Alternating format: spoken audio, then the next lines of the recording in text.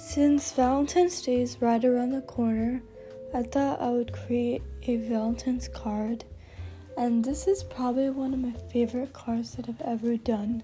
I put so much attention to detail in crafting this, and I wanted to create something that's good, but not too in your face, like not too much reds, not too much pinks, kind of like yellow and complementary colors to it, because there's a whole bunch of colors that you can do. And I realized I have to talk like 9 minutes, but I really loved this process. Right now I'm starting with drawing hearts and then trying to craft a design that I will be proud of. But since I have the drawing tool, it's kind of easier to put it all together into this nice design that I think everyone would enjoy. And I might even put it on my Zavcore products because I really like this design a lot. It says a lot about Valentine's Day, which is, I don't know, it's a good holiday, but also encompasses, I guess. But doing everything by hand and being really particular about all the designs I add, all the little hearts, I try to put as much hearts as possible to make it more like you feel like a warm hug whenever you see my art.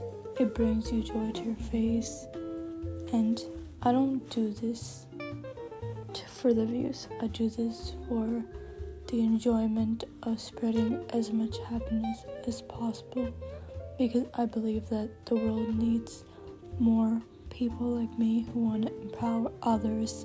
You can do this design yourself, and also feel free to tag me on Instagram if you like these stuff. I mean, if you want to, you don't have to. I would love to see your designs, so yeah, tag me on Instagram at @artsensgirl. And the hardest part was I didn't know where to drop the colors because it kept on going everywhere, so I had to draw lines, which I really hate that part about Procreate, but it does. I had to go back and forth and try to make small adjustments so it'll fit. The colors will fit automatically inside of the colors. Just took back and forth, but I think it's turning out really good. And emphasis on the using more pinks.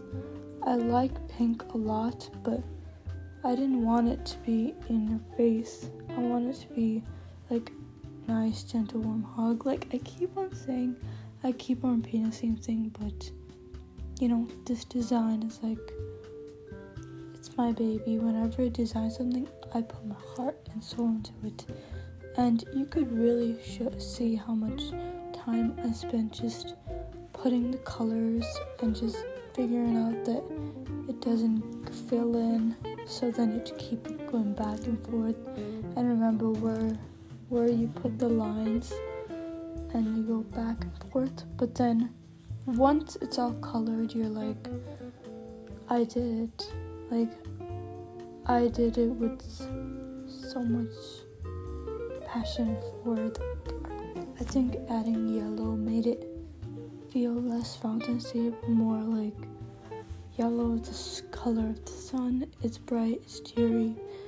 And I attempted to put this blue color, but I decided to put it in those little stuff. So then I did that, and then I put a hint of blue, but not too much blue, because all the colors have to match. But I ended up putting pink, because lighter colors of pink, because I thought blue would be too much, because it's not exactly the color palette I was going for. So now I'm just gonna add this pink to fill it in, and then I decided to make this into an actual card. So now I'm gonna add some text, which actually took me forever to find it. After a minute later, I actually found it. So I added this text. I love this font so much. I started using it for all my videos because I love it.